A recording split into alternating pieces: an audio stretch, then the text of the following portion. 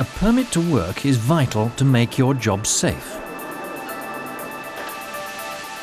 Ignoring it can be extremely dangerous and can lead to death and serious injury.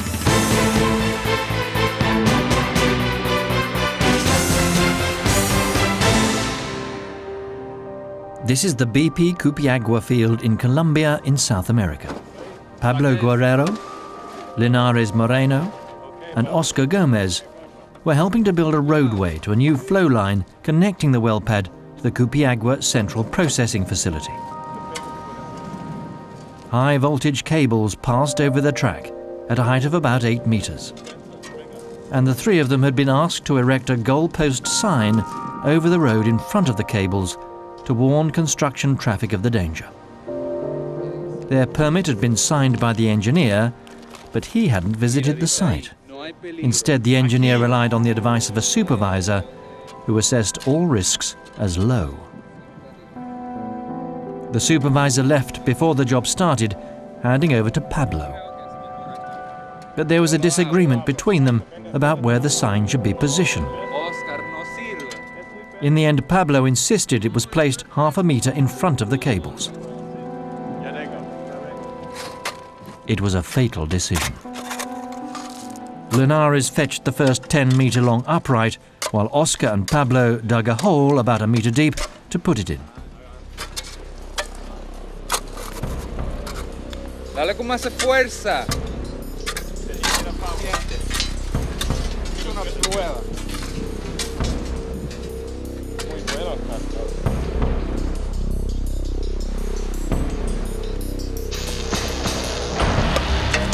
It had touched the high-voltage cable and he was unable to move until Oscar ran at him and pushed him away, freeing his grip on the pole. Pablo fell to the ground. He died from the electric shock. Permits can only provide safety if they're completed correctly, based on a good local assessment of the risks and agreement on the measures needed to control them. The Golden Rule says you must have a permit to work whenever abnormal or high-risk work is to be carried out, or where specific circumstances require protection above that which normal working conditions provide. And specifically, a permit must exist before you start work which involves confined space entry, or working on energy systems. You must have a permit before starting work involving ground disturbance where buried hazards may exist, and hot work in potentially explosive environments. The permit must define the scope of the work. It must identify hazards and assess risk. And it must establish control measures to eliminate or mitigate those hazards. The permit must link the work to other associated work permits or simultaneous operations. It must be authorized by the responsible person. And then everyone involved in the work must have the contents of the permit communicated to them. When the job is over, the permit must ensure adequate control over the return to normal operations.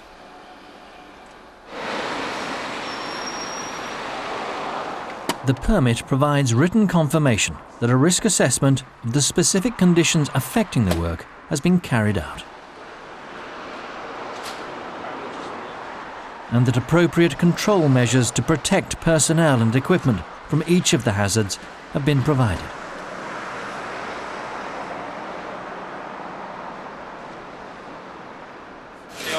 The permit is a formal agreement between you and the permit authority or responsible person that the risks and the controls to mitigate those risks are understood and will be fully implemented. Sign the permit only when you're happy that you understand all the requirements.